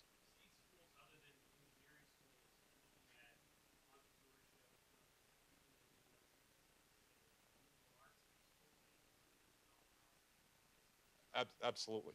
We have Hacking Arts at MIT now, which does arts. I was just at Southern Methodist University talking to their arts on entrepreneurship program. You have financial, Wharton has rebranded themselves, they tell me, as everyone's an entrepreneur now at Wharton. So this is the way to go. This kind of thinking, this, kind of efficient product design is the way to go. Even, by the way, I'm an entrepreneur. This book is being bought in like hundreds by large companies. GDF Suez, 3M, Parker Hannifin. They go, can you come talk to us about this? Because they want to do this. Large companies aren't good at innovating. This is really about how do you accelerate the innovation process. And this user-centered design does not have to be just engineering. Although, I'll admit, I love engineers. Yes? Yes, Barnes & Noble. Yes. Wait, can I just say? I just want to say something. By the way, I don't make this. I'm not in this for making money. But if you don't get it on the old Kindle, get it on the Kindle Fire, because the graphics are really important. I brought down this. This is a poster that we have for our students, and they would not ship it. But the graphics on this are important because as you read it, you'll get it. But the point is, what's the whole framework and how does it tie together? So I only have some of these because I've been traveling. I just grabbed them. Yes, sir. So was your publisher right about the word discipline? Wait, right? Yeah. Has it helped book back in any way? Sure, I'm sure it has. But that's not my Qualifier in and of itself. Yeah. No, to me, I have no regrets about it. I love it when people say disciplined entrepreneurship. Isn't that an oxymoron? And I'm like, no, not at all. You have to have the discipline. You have to have the spirit of a pirate and the execution skills of a Navy SEAL. And if you don't, Well, it wasn't Steve Jobs crazy. Read his book. If you don't think that he was disciplined, any of you know successful entrepreneurs, they're extraordinarily disciplined. But I think that goes back to the opening question we asked that said, can entrepreneurship be taught? Yeah. You know, and just by the word, by picking up a book that said disciplined entrepreneur, that qualifies the person picking up the book. Yeah. Okay, as opposed to, oh yeah, everybody wants to be an entrepreneur. Yeah. No, and it's success for us when someone takes our class and decides they shouldn't be an entrepreneur, because it's not for everyone. It's just for the above average.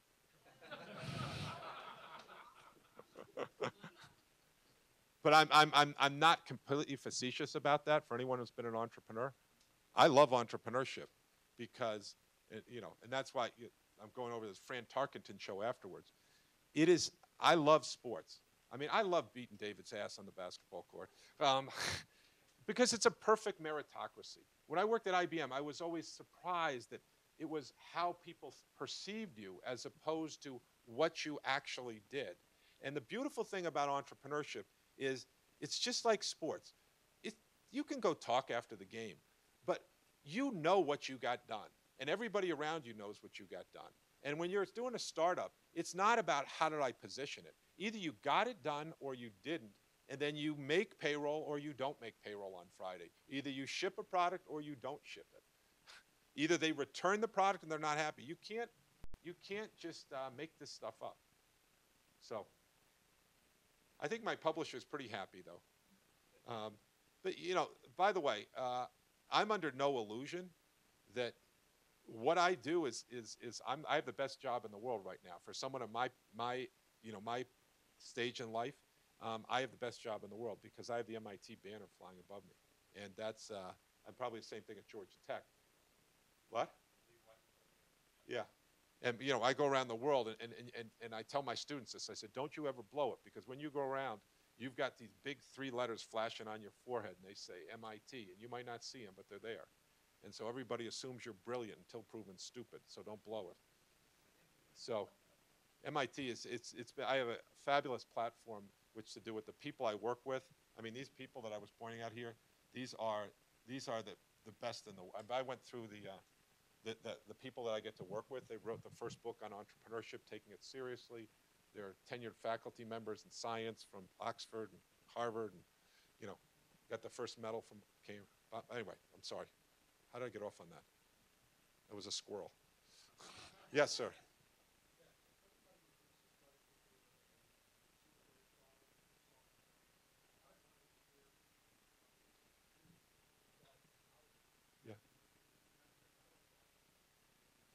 Yeah, that's exactly what I did in my companies, and that's when I get into the book. This is what's called technology push as opposed to market pull. And I get into that. And technology push is really what, one company I can talk about here because it wasn't a public company is Sensible Technologies. And I get into detail as to how that one was a technology push and how we had this solution looking for a problem. And this is really how this framework built to start with. And then I modified it because my next company was more of a market pull. We had to find a market problem and then go out and bring the pieces of technology together. But at the end of the day, when you have a technology push, you've got to figure out who your customer is, and you start moving towards a market pull. If you're a market pull, you start finding technology to solve that problem. So in either case, you end up at the middle. It depends on, which I don't get into the book, as to what types of people you should hire to do this.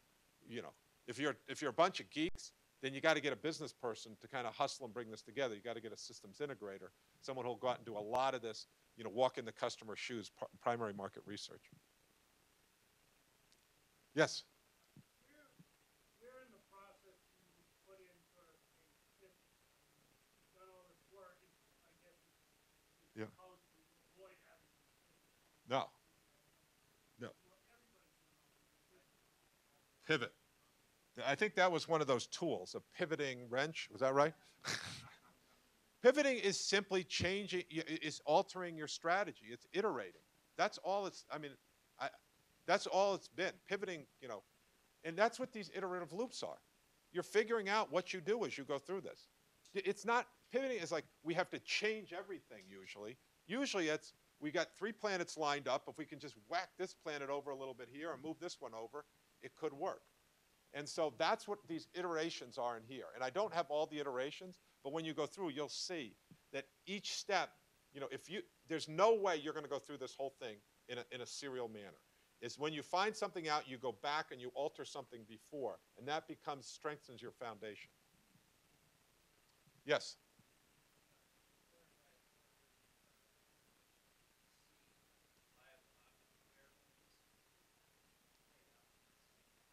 What's option C? Oh, crash and burn. Oh, that happens throughout the process.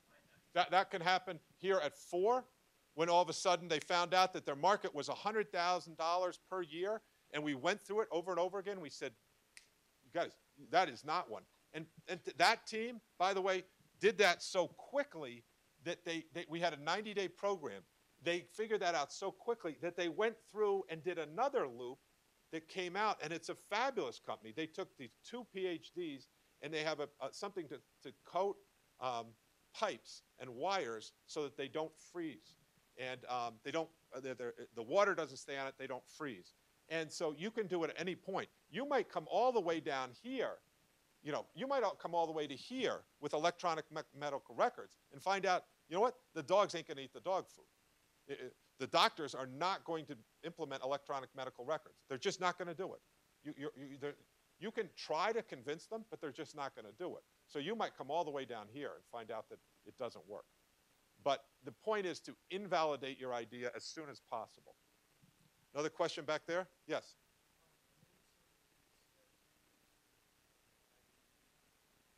Yeah. People say that it's useful for that. I would not recommend it because that's not what, you know, that's not our focus.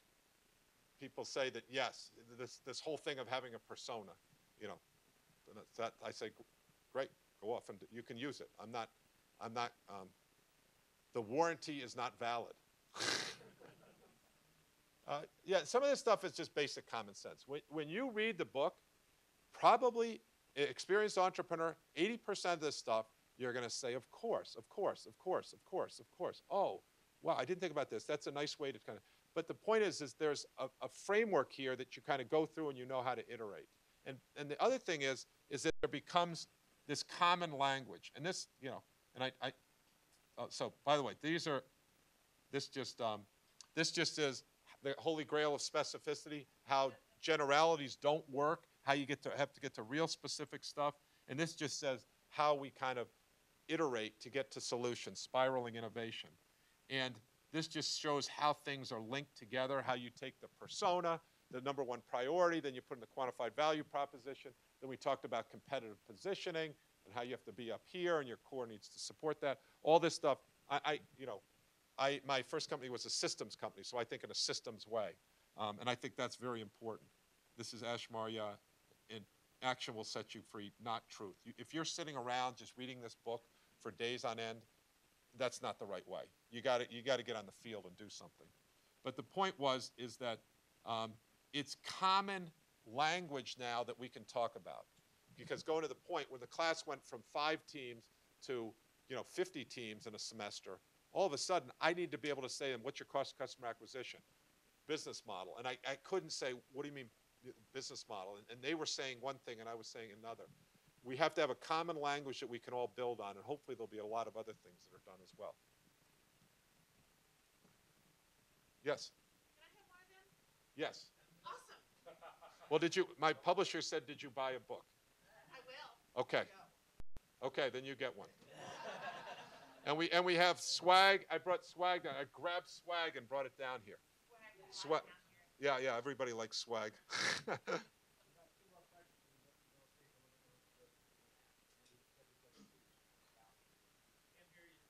You said 2 more questions. By the way, the first rule of entrepreneurship, everybody understands, is that no rules apply to you. I have one question about your pretty little chutes and ladders. Yes. It seems to me that there's 24 steps, and there's a number 1 and there's a 24, Yeah. and they somehow hook around each other. But don't you find that some of these are all happening at the same time? Yes.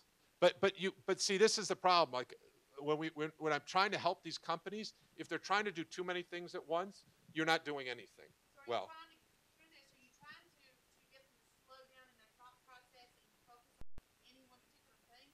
slow down is not the right word. It's to increase throughput. So it's like the catching a rabbit. If they're trying to catch 3 rabbits at once, it's like, no, I want you to stop. Just let's lay out all the possible customers today. Tomorrow we're going to start talking about primary market research so you can fill in your matrix. And then next week we're going to talk about your beachhead, how you choose a beachhead and do that. And as they go through that, they're going to circle back and do that.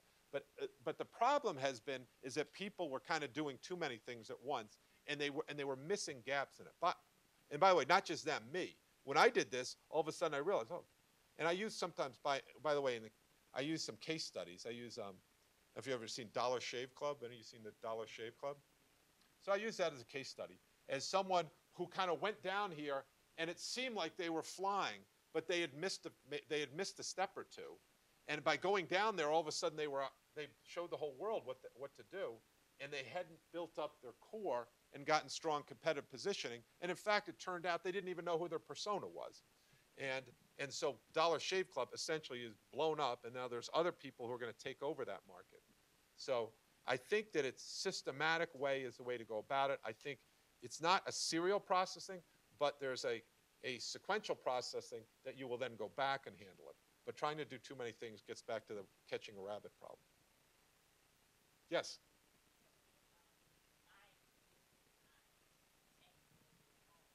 What kind of business is it? Yeah. Yeah.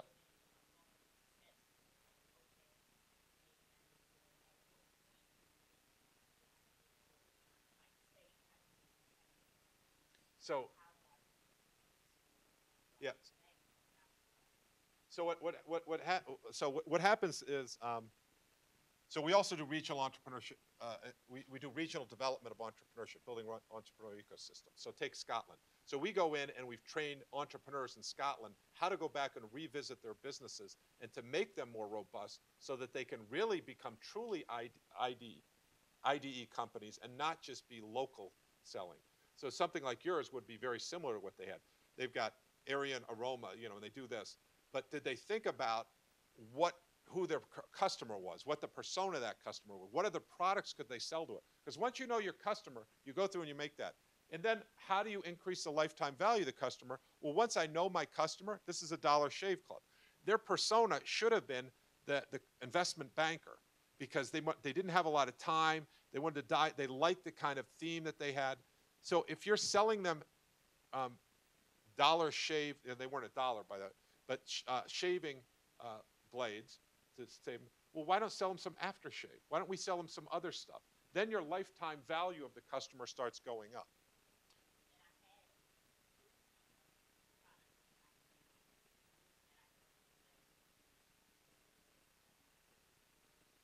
Yeah, well, you've got to know which is the next one, which is the best, the lowest hanging fruit, and go after that one. And that's what this process would do.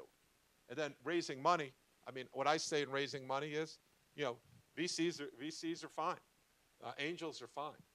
We believe that there's this great new way to raise money that we focus on with our students. And we think it's revolutionary in that you give up no equity in your company. And if you do this technique effectively, it helps you raise money the next time. It's called sales, selling stuff and getting customers to pay you for it before you even produce it. And I got Honda to pay us $1 million before we delivered the product. Best money we ever got. And after that, these good old VCs, they were banging on our door. Because that's, get customers who are committed to your product and love it. And then the investment will come. I think sometimes, my students, when they first start, spend way too much time trying to please the VC as opposed to pleasing the customer. And if you please the customer, these guys will all come over. Trust me.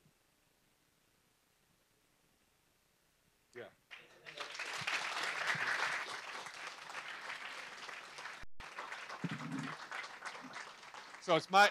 So thank you very much. It's great to be here in Atlanta. And let me just tell you, what you all are doing is incredibly important because it's going to solve our problems going forward in the future. Anything we can do to support you will be great.